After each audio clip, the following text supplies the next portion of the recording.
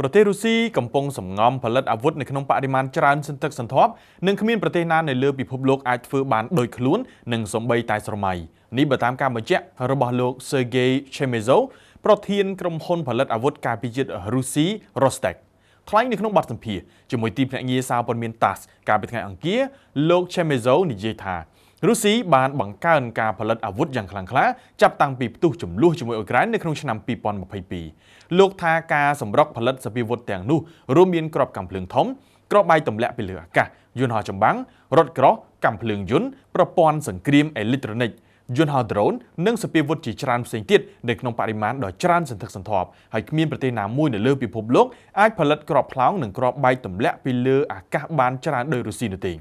យ៉ាងណាក៏ដោយលោក Chemezov មិនអាចផ្ដល់តួលេខជាក់លាក់ណាមួយទាក់ទិនទៅនឹងចំនួននៃការផលិតអាវុធទាំងនេះនោះទេ